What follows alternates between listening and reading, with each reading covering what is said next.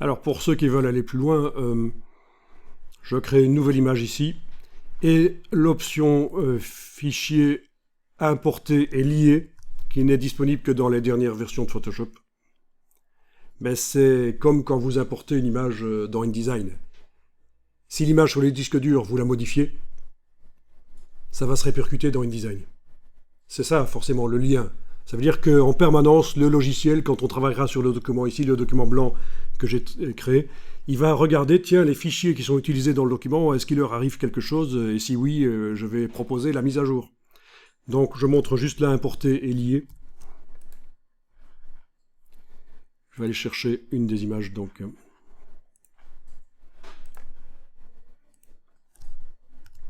Ok, celle-là. Voilà, je redimensionne, je repositionne. Jusque-là, on a l'impression que c'est la même chose que tout à l'heure. Sauf que, si vous regardez ici, à la place de l'icône d'un objet dynamique, on a une icône de chaîne. Chaîne, ça veut dire c'est lié. Ok? Donc si j'enregistre le document ici, je vais l'appeler sans titre 2, puisque j'avais déjà enregistré le 1. Voilà, sans titre 2. Ok. En principe, s'il me prend l'envie d'aller ouvrir le PSD utilisé par le document sans titre 2 et d'aller le modifier, en principe, quand je vais ouvrir sans titre 2, il devrait le repérer qu'il y a eu une modification. On va voir. Voilà, j'ouvre donc le PSD de ces bestioles.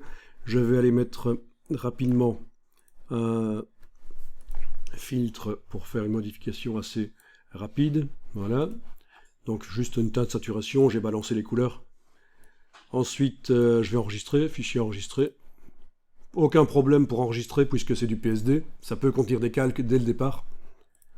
Voilà. Et alors, essayons de voir ce qui se passe si on ouvre le document ici qui utilise celui-là, lié.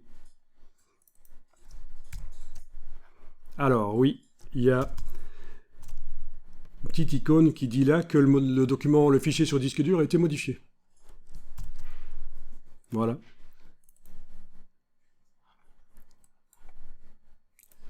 Ok, alors, la mise à jour. Clic droit, parce que là j'ai double-cliqué dessus et ça a ouvert le document là. Clic droit, mettre à jour. Le contenu modifié. Et voilà. Donc dans mon document, mon photomontage sans titre 2, le contenu a été mis à jour. Donc vous pouvez faire l'un ou l'autre.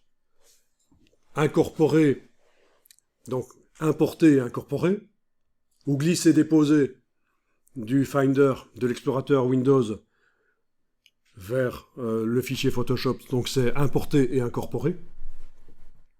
Et si vous voulez, vous pouvez jouer avec le système de importer et lier, avoir vos fichiers liés, tout en sachant que ça veut dire que s'il faut avoir de l'ordre, vous pourriez être en train de modifier un fichier Photoshop qui est utilisé par un autre, et là, ça va le repérer, donc. Hein. Donc il faut gérer ça. Dès qu'on fait du importer et lier, il faut réfléchir, tiens, ce fichier, est-ce qu'il n'est pas utilisé par tel ou tel document? Ça va modifier le document qu'il utilise.